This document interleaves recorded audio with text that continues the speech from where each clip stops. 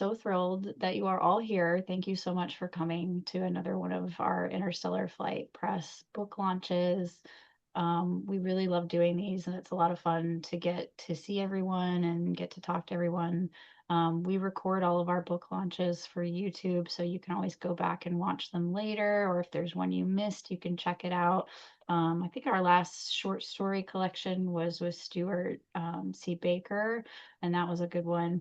But we're really excited to have Vanessa here to read from the House of Illusionists, which was sometimes my blur doesn't want to behave itself, but it's such an excellent collection. And it's always fun to think back on when we were selecting books because it takes us a long time to make the books and put all the effort into editing and having people blurb them and doing all the marketing and everything. And I distinctly remember seeing Vanessa's name and being like, ah, yes, that is a book we would like.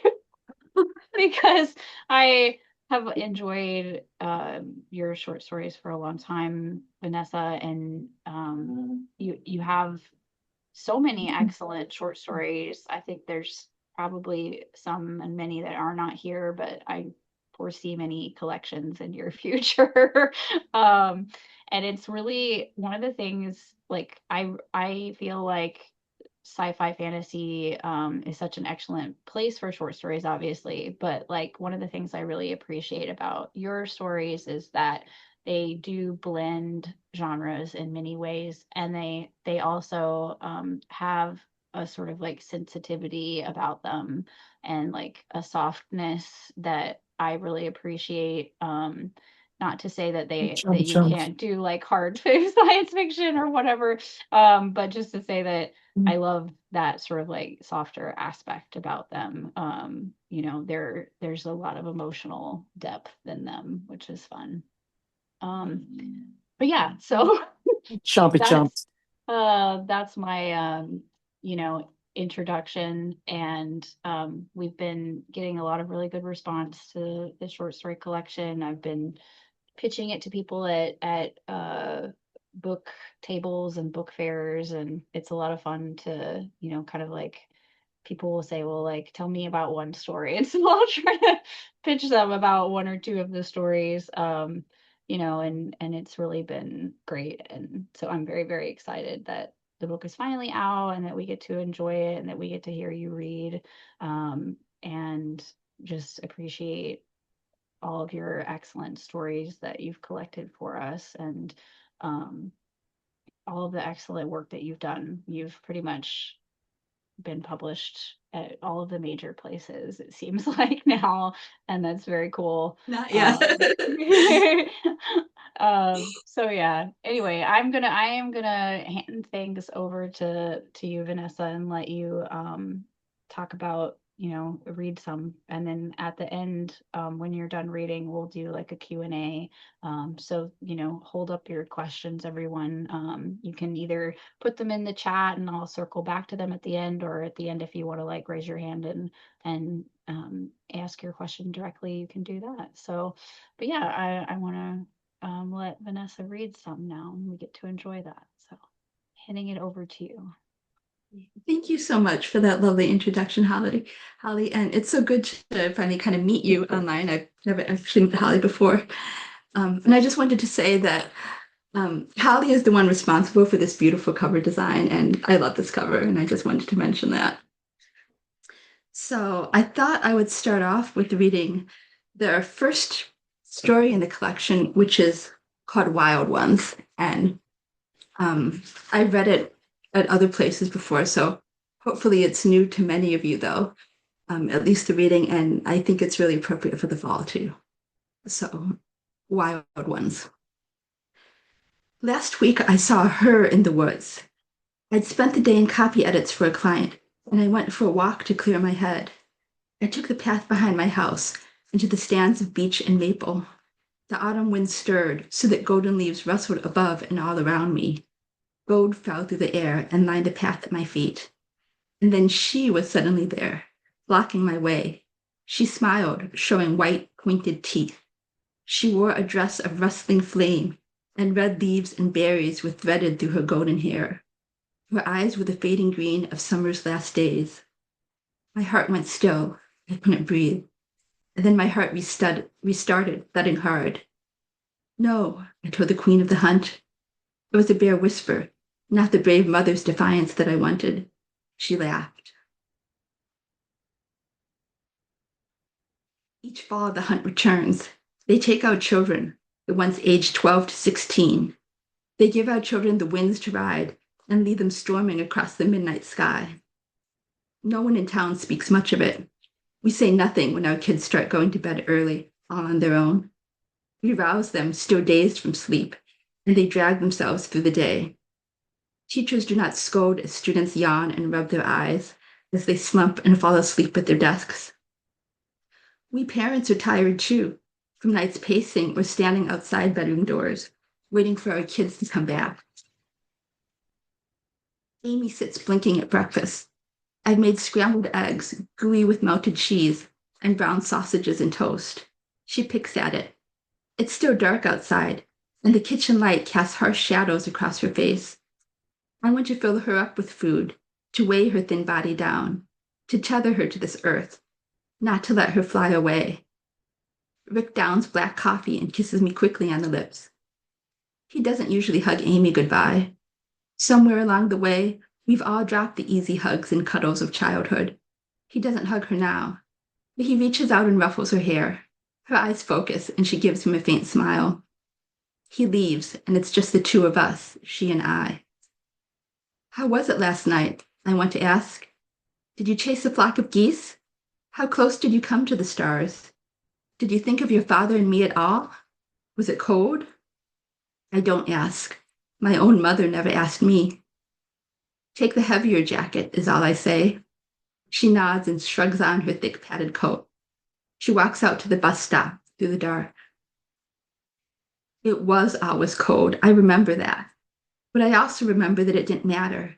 It didn't matter because the wild ones called and the winds came. I spun like a leaf across the sky. My classmates were with me, all of us shrieking and diving and laughing. The cold poured into me and through me. My bones dissolved into darkness and air. The wild ones sang, and their song became part of me too, heartbeat and breath. The great hounds strained their leashes and yelped, huge eyes glowing like campfires. She gave the signal. The hounds raced forward, howling, and we came behind. Everything fled before us. The treetops bent under our passage, and animals on the ground rushed from their hiding places. Deer and rabbits and foxes, stray dogs and cats. Geese honked, owls panicked, ducks stirred on the water, or the songbirds went silent. We chased migrating flocks across the sky. On and on and on, wind and wildness and pure delight. I don't remember leaving the hunt. I don't recall falling back to sleep in my own bed. But I must have. Each morning I woke back in my own room, under warm covers. My mother's hand on my shoulder, her voice saying my name. I came back each time, but not everyone does. Every so often, a child rides with the hunt and never comes back.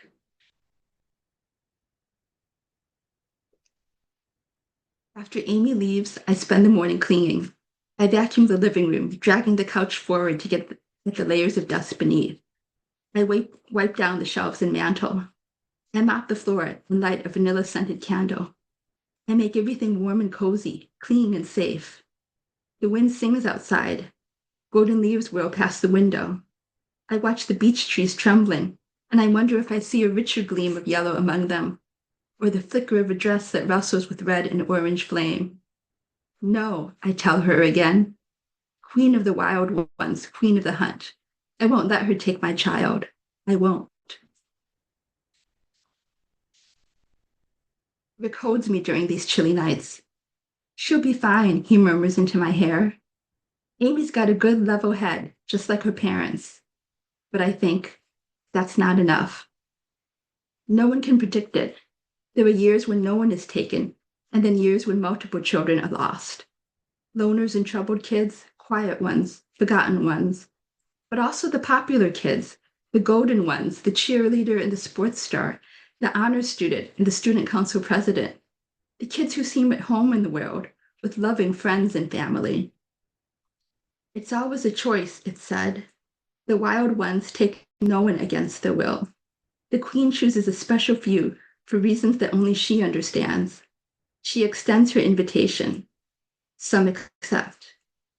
Don't you remember? I went to ask my husband what it felt like to race the hounds across the sky, to be part of that autumn storm. But if I ask, he'll claim not to remember, just as so many adults claim. He never speaks of his days in the hunt. The wind whistles outside our bedroom window, and my skin prickles. I don't tell Rick that I'm not as level as he thinks. I don't mention the dreams that I used to have, long after they should have stopped, or that I met the queen in the woods this season. His breathing deepens and slows. I lie next to him, listening. Amy is out there, flying in the night. I think I hear voices, singing. I throw myself into homemaking. I turn down editing work a client offers. Instead, I chop vegetables and bake bread. I raise meat for stews. I try to make our home a beacon of warmth and light, an anchor for Amy, something to call her back each night. Beef stew, lasagna, a pan of brownies, lentil soup, spaghetti, and chicken pot pie. Her favorite dishes. The wild ones eat nothing but starlight and air, dead leaves and frost. They hunt only for the thrill. How could their food compare to that prepared with a mother's love? Amy comes home from school, and I lure her to the kitchen with mugs of hot chocolate, cookies, a bacon sandwich. We sit together in the autumn sun. Once she told me everything. Once she was a toddler who babbled incessantly, a stream of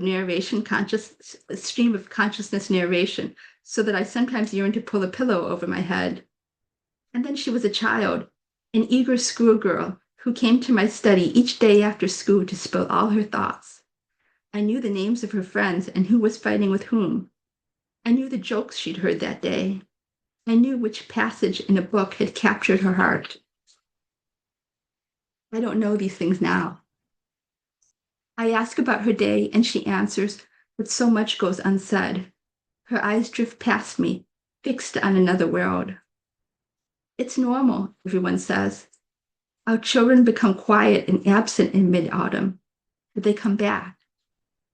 Most of them come back.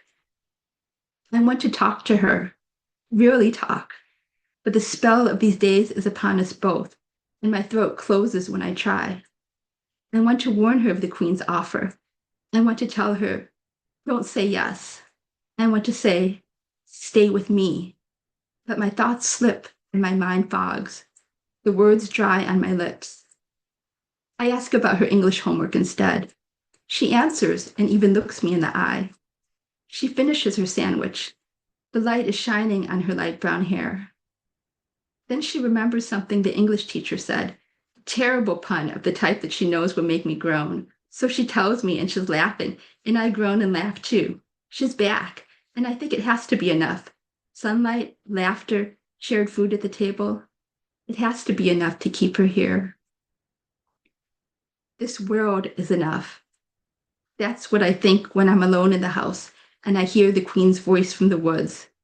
It's what I told myself for years of early adulthood, after the dreams finally stopped, when I left this town and went backpacking through Europe, when I studied in London, when I stood on a beach in Mexico under the moonlight, alone, watching the waves as my friends back at the hotel bar got drunk and flirted with strangers.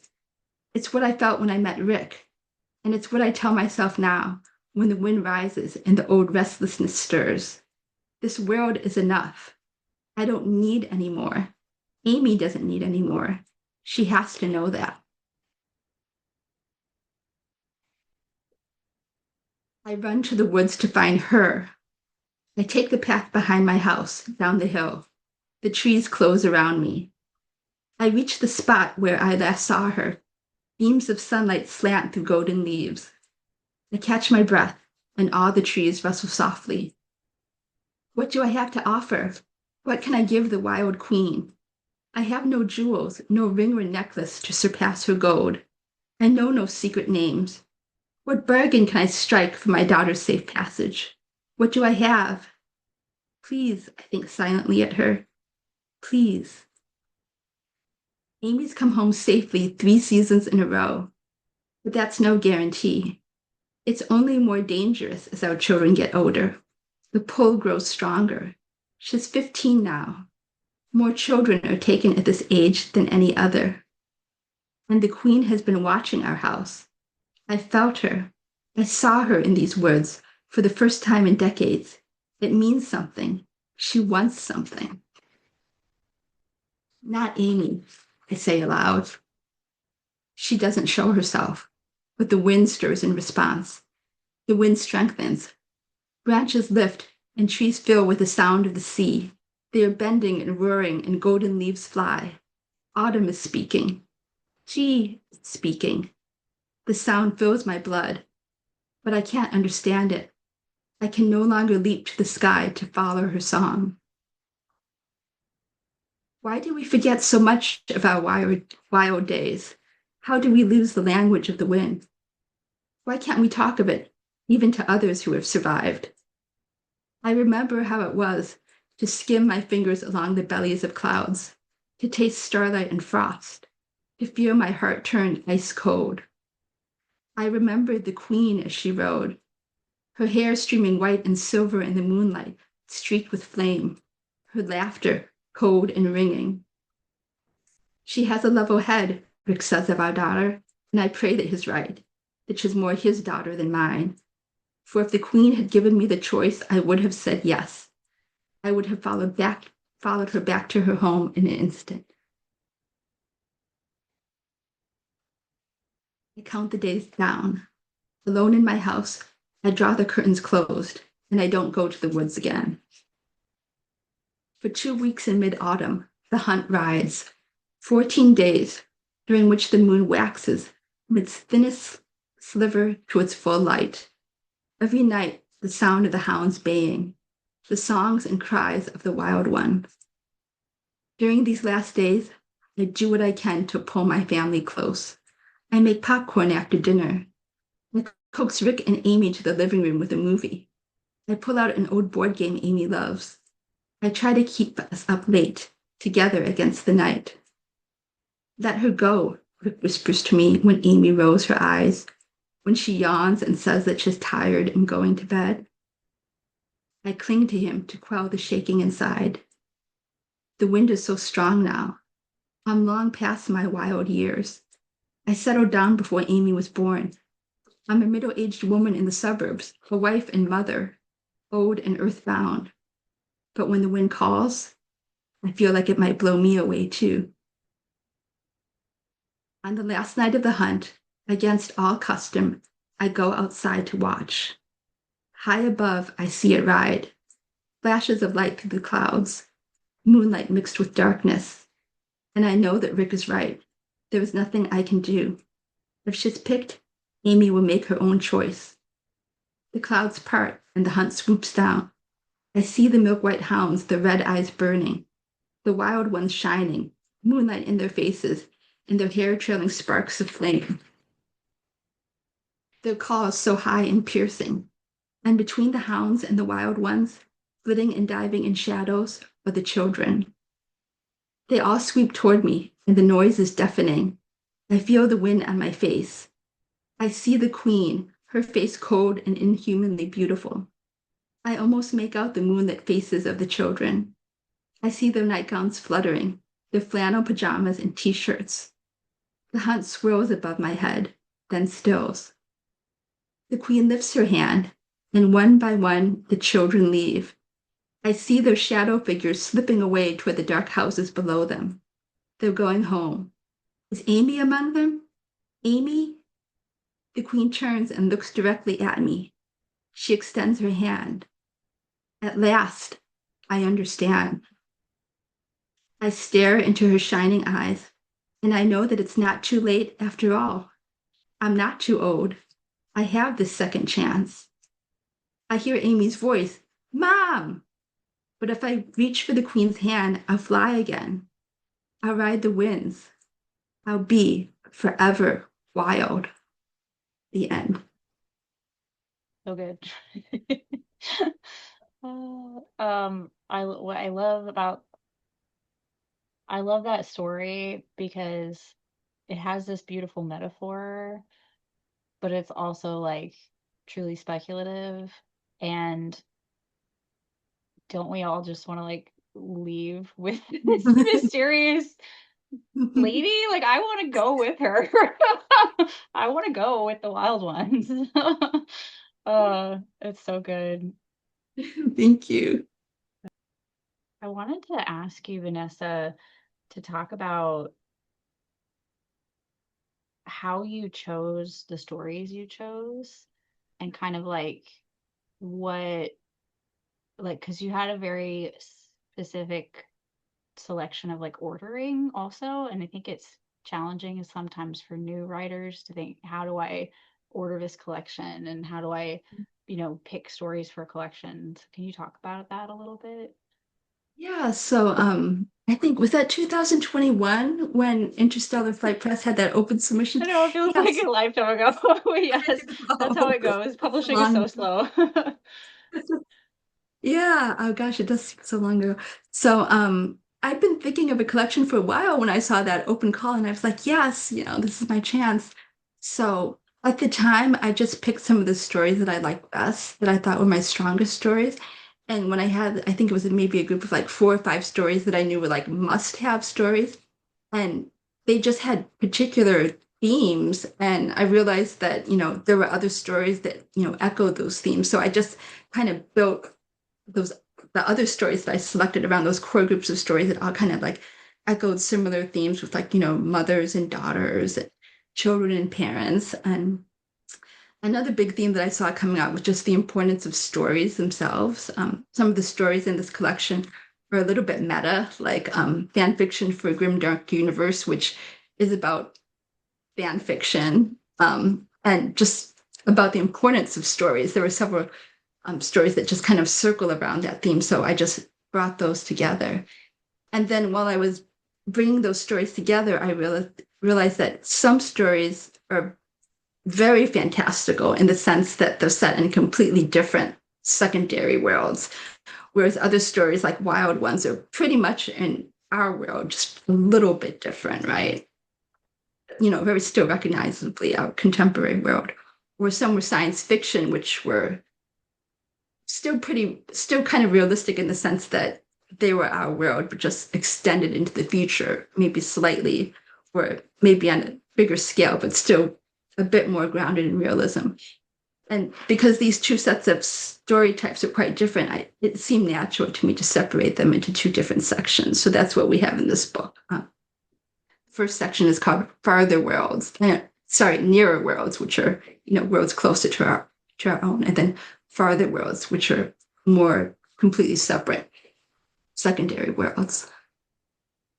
Yeah, I love the way that you selected that because one, you had thought about it so clearly, and we didn't have to really do any like work of like, well, where do we put this? Where it was like already, yes, these are clearly kind of the order they should go in. I think there was like maybe a little tweaking, but yeah, it didn't really require a lot.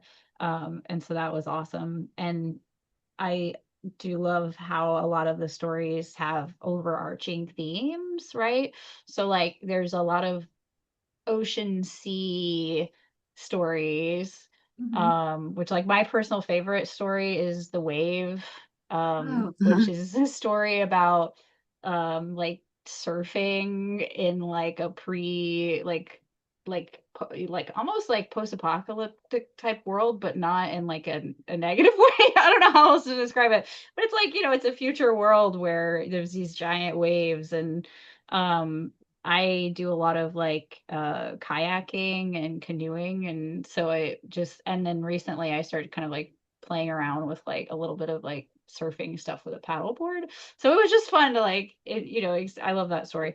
But yeah, there's so many great like sea water themes, and then like you mentioned, this like kind of meta exploration of language that I really loved. So like the one about the lost words, that story is so beautiful. because, thinking about the idea of like losing words, that one cuts close to my heart. So I love that one. Yeah, and then there's this like folktale fairy tale theme also. I think those are the ones that I that I see in the work. But yeah, and so you have such lovely themes that weave throughout, and it's fun to kind of like pick apart and see the different things that overlap, which is really cool. I don't think a lot of like, writers on their first collection would necessarily have that much overlap in that way. So it makes your voice really stand out. Um, and so I wanted also to ask you about the title story, um, The House of Illusionists, that story. Um, to me, that is such a beautiful. I'm glad it's the last story in the book. I believe it's the last story. Yeah. Because it kind of, for me, became as we were going through and like doing the final edits on the collection, it was this like kind of guidepost of like we're in this chaotic world, a lot of bad things are happening, and here you have people that are still Are still believing in things, right? They still believe in kind of this magic, and then they're like holding up against the dark world outside. And it made me wonder whether you think about current events at all when you're writing your stories. Well, it's hard not to think of current events when you're I think everything that's going on and everything in your life kind of seeps into your work in ways that you might not even be consciously aware of, right? Um, and I unfortunately maybe spend too much time reading the news. I feel like I should really kind of shut that off sometimes because I don't really know if it's doing me any good. Although at the same time, you kind of feel like you want to know what's going on and be part of the world, right? So it's hard. So, gosh, I wrote The House of Illusionists a while ago. I think it was in 2017, 2018. So, um, a different time than now. But I think, there are some things that are timeless about the world and about art and there's always terrible things happening, right? And there's always the desire to try to escape it. And so that story to me, it's about escapism, and I think the ending is ambiguous about what actually happens in that story.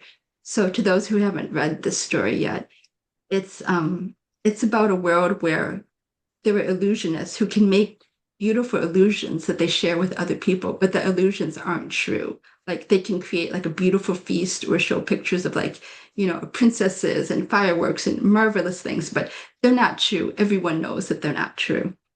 And one of the conflicts in the story is the narrator um, decided to pursue the gift of his illusions as a career.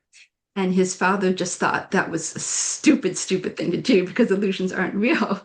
So very much, it's obvious that the illusionist, it's a metaphor for writing, for art, for stuff that, are beautiful illusions that we can create and share with each other. But they're not practical the way that narrator's father thinks he should do something. They're not practical in that it's not the same thing as being an engineer, who's another character in the story that's not shown. And I guess the question is, how much can art really do to save us? And as I said, it's ambiguous. So you would have to read the story and come to your own conclusion about that. And I purposely left it ambiguous.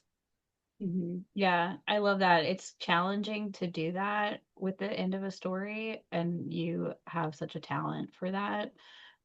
Because the reader sort of grasps, I can bring my own interpretation to this. I can, like I like to believe that everything became real in the end because I like to believe in magic, right? But the reader can kind of like interpret it in their own way, which is really cool. I think there's also a very feminist aspect to a lot of your stories that I was really drawn to because it is kind of subtle. But like the story you just read, uh, to me, it would be a different story if those weren't women characters, right? And what Yeah, and there's like this. there's definitely an aspect that I really appreciate about that.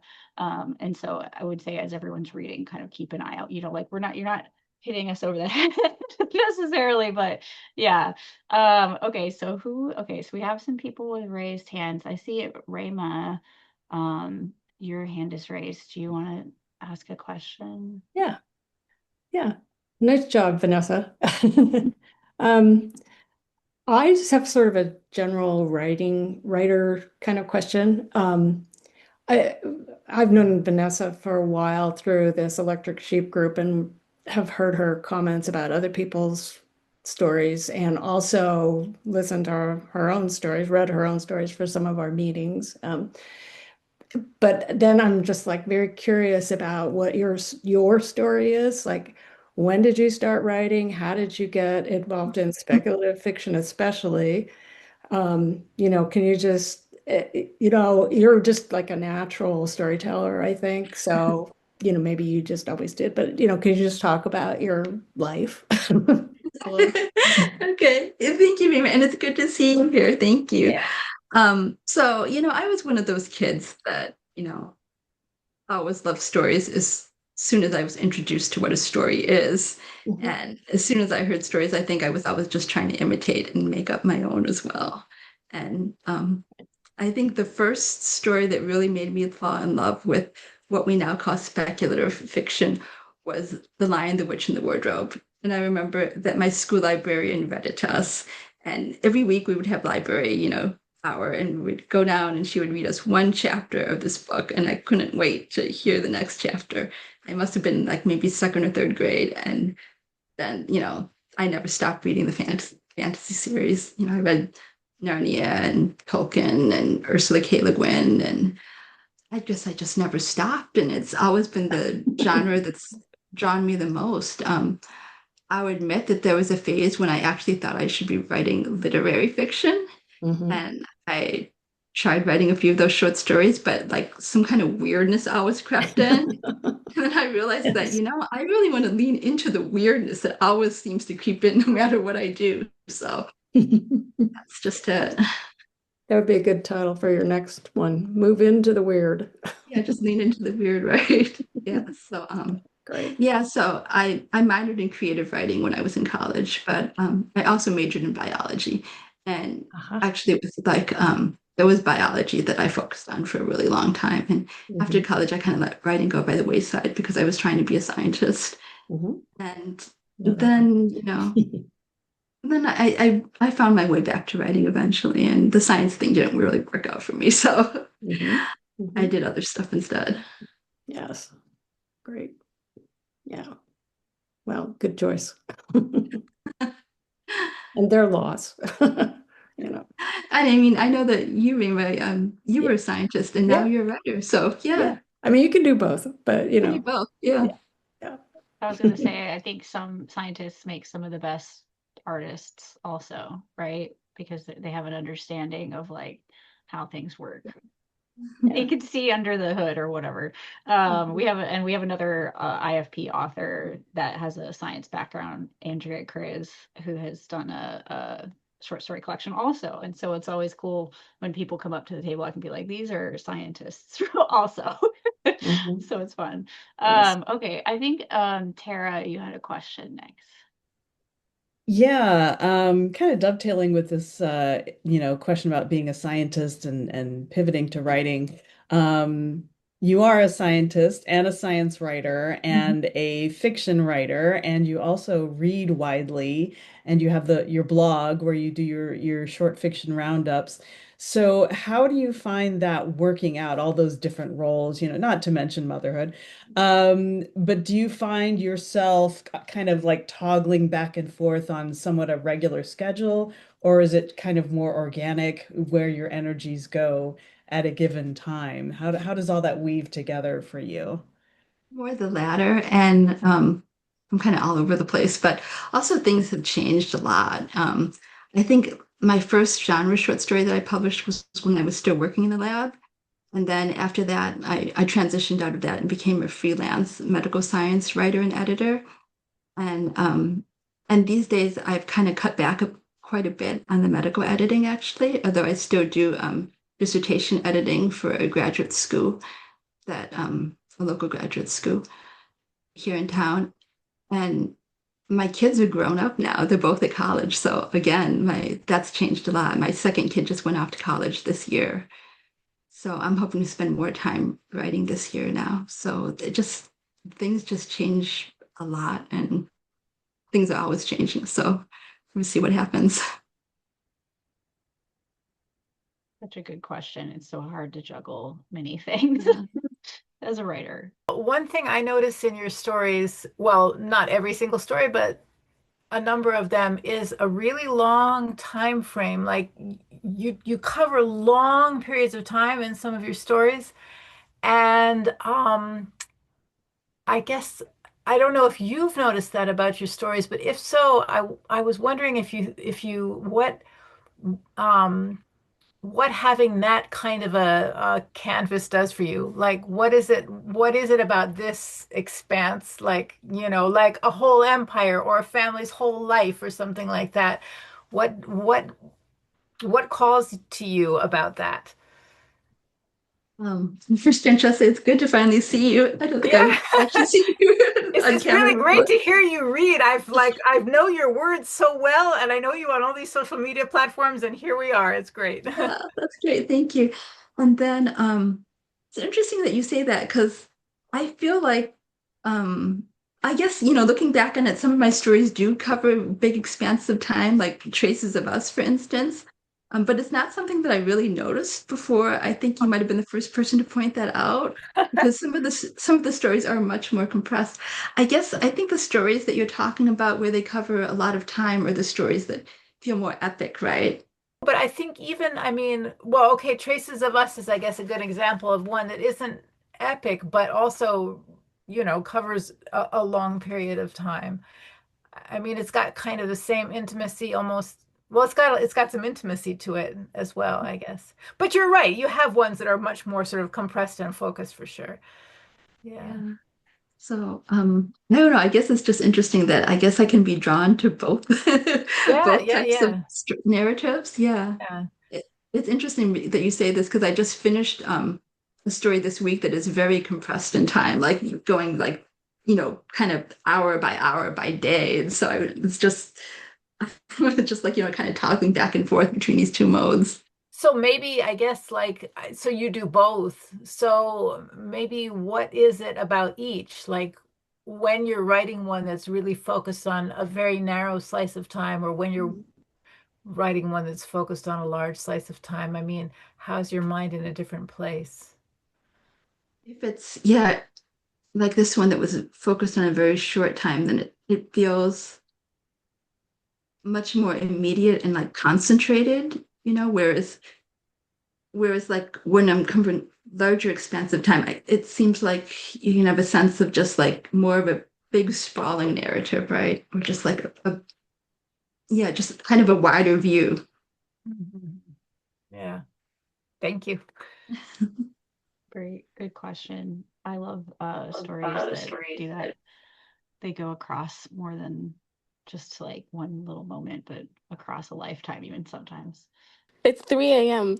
where I live, so Okay, Thank you for we give coming. you a pass.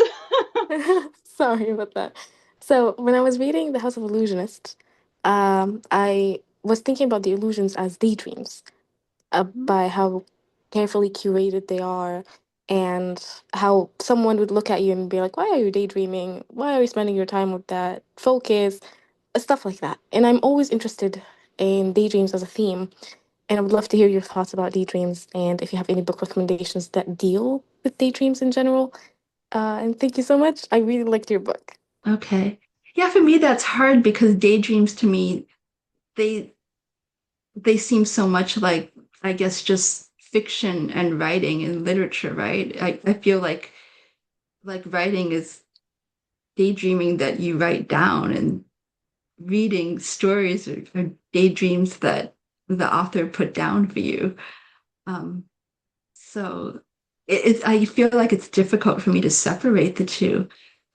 You can look at the illusions in the House of Illusionists as like, yeah, they're very much waking dreams that the illusionists are able to share with other people in the way that, writers can share, our dreams with other people on the page, or movie makers can share their dreams on the screen. The illusions in the House of Illusionists, they have the means to like share their daydreams through a different medium that we don't have, but that they have. That's, I guess, how I look at it. And as for daydreams, I guess I do daydream a lot. And some of those daydreams turn into stories and some of them don't. Really liked your work, Vanessa. I think I found you from Translunar Traveler's Lounge, where you wrote that Okay. short story Wings.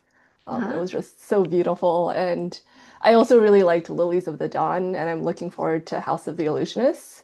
And I'm Thank you. just curious, where do you get your inspiration from, and how do you like decide the length? Because I know like Lilies of the Dawn was like a Mhm. novella, whereas a lot of the other stuff you do is short stories. So Mhm. just wanted to hear about that.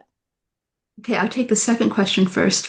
I started Lilies of Dawn and I didn't know it was going to be a novelette. And then I was kind of sad when it just kept going and going. So the truth is, I often don't really have a good sense of how long a story is going to be until I'm writing it. Um, so yeah, that's basically it. I think I have to write it first and then just see how long it takes. Usually they're not very long, so the novelettes are more rare than the short stories, I think. And then the first question is to where ideas come from. That's hard because sometimes I feel like I don't have ideas, and sometimes I feel like I have a lot, you know? I think most writers know that. And I don't know, ideas can come from a lot from reading books, stories, poems, watching movies, reading newspaper articles, or articles just, they're kind of out there. And sometimes the story catches and won't let go, and then it's something I can work with, and sometimes it's not. And yeah, that's that's just how it is. I have a question for you, which is that um, is there a different approach you take? Like, do you consider the genre of a thing as you're writing it, or are you just like, I'm writing the thing? Because you do have some stories that I would say are pretty horror. They're pretty scary. And I'm thinking of the story Sweetest, which is the original one to this collection. Um, and I absolutely am obsessed with that story, and I keep pitching it at horror conventions. I'm like, well, this one isn't exactly horror, but it does have this one story that will terrify you. So, yeah, can you talk about like genre and like whether you think about that and writing Um, horror? that's great because Sweetest, I tried to get that published in a magazine, and I had such a hard time with that story. And sometimes I would get like these very close rejections where they would say, "Oh, almost, but we're not going to accept it, but we really liked it." So I'm really glad to hear you say that, and that it found a home in this book. And I've heard other people say that was one of their favorite stories too. So I'm really glad that it found a home in this collection. And as to genre, I don't really like the idea of genre that much, actually. I like kind of fluidity and hybridization and mixing and mashing genres together. I like horror too, and I like science fiction, and I like fantasy, and I like literary stories and kind of mashing them up. Um, I did know that Sweetest was probably a horror story when I started it because it was about clowns, and I just think clowns are scary. So it's for those who haven't read it, it's a horror story about these very terrible clowns that run a very terrible, terrible candy shop on a beautiful paradise-like island. And you have to read more to find out more.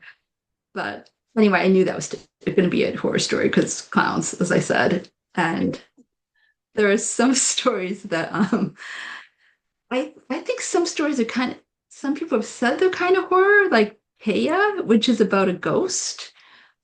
It makes sense that you might classify that as a horror story, although it's more gentle.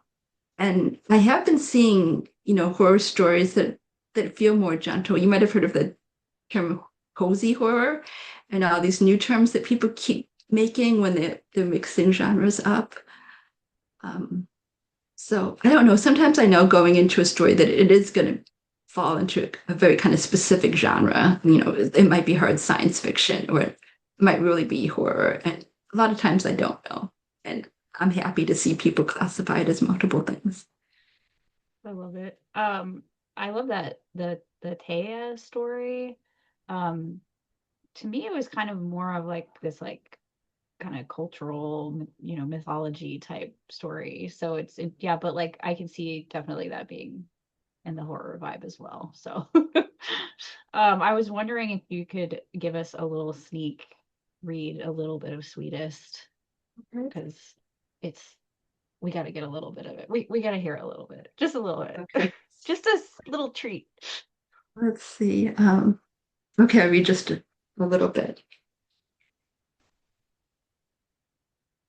Sweetest. They come in search of sugar, the tourists lined up on the boardwalk and crowding through the door. Rich smells waft from the shop's kitchen, chocolate heating in copper kettles, melting with sugar and butter and cream. Inside, glass cases gleam with treasure, handmade toffees and nougats, truffles and creams, almond bark and pecan clusters and thick slices of fudge, strawberries and cherries coated in chocolate, apples dipped in caramel and nuts. Wide-eyed children press their hands to the glass and call excitedly to their parents. It's the children that you watch. So filled with sweetness, each one, overflowing with it. The little girls in their bright summer dresses, the boys in short pants and linen shirts. They glow like hard-dropped candies held to the light, like translucent candies of butterscotch. The clowns watch them too. Sweetie and Sparkle work the floor today. Sparkle's gloved hands flash like white birds as he wraps boxes and bags of sweets. Sweetie rings up orders at the register. They smile but rarely speak. Their eyes are an intense sky blue, a gaze that's hard to meet. They both have a mop of fluorescent blue curls, the same shade as their eyes. They both wear the same blue and white harlequin suits, which hang too loose on their bodies. It's impossible to tell their faces apart. Their names are written on cards pinned to their chests, but you've never heard a customer speak their names. You watch children walking out with their parents, a girl biting into her caramel apple, a boy with an ice cream cone topped with cherries and drizzled with chocolate. You watch them eat, and your stomach, what's left of your stomach, that shadow thing where your stomach should be, twists hard. You're hungry, always hungry. You look at the clowns as they move to follow the girl, but their expressions don't change. Their smiles stay fixed, their white faces smooth. Their bright eyes meet yours without a flicker. They don't need you today. They haven't needed you in a while. You're so hungry, but they have all the sweetness they need. None of it is for you. You slip through the crowd into the glare of the outdoors. The little girl and her family are ahead. Her face is smeared with caramel now, and she's holding her mother's hand. She has a brother, younger than she, held aloft on his father's shoulders. The little boy is cramming toffee pieces into his mouth. The mother and father look at one another and smile. Your gut twists again. Not for you, they're not for you, an inner voice sings, but you follow anyway. You cling close like a shadow, and if anyone notices you at all, it's indeed only as a passing darkness, a sharpening and lengthening of the shadows on the ground, cast black by the sun overhead. Love that one. Those are very upsetting clown names. I think Sweetie and Sparkle are stressing me out. It's so stressful. Thanks for reading a little bit of it. I hope everyone picks up the collection and reads that one because it really makes me happy. Well, we're at an hour nearly, and I just want to say thank you everyone for coming. We really love getting to hear your questions and getting to interact with you. And our next book launch is going to be for a book called Club Magritte, which is inspired by the painter, and it is a horror like novella length in that, and it is a translation from Italian. So the next book launch we do will be the translator talking with us, which will be really fun. But you know, we try to do these readings for each of our books that come out, and I really love getting to hear the authors read. It's so lovely, Vanessa. Like I don't know. There's something special. It just adds to the whole thing. You're just like, oh, like now I understand it better because I got to hear you read it personally. I don't know why. But yeah, and so we really appreciate it, everyone. If you picked up the book, be sure to leave a review on Amazon and all the places because that always helps us as a small press. And yeah, keep up the writing and keep reading, and we appreciate you all. Yeah, that's it. Thanks so much, everyone, for coming. And thank you, Thank you so Vanessa, much, everybody. for writing your book and for being here. We love it. It's great.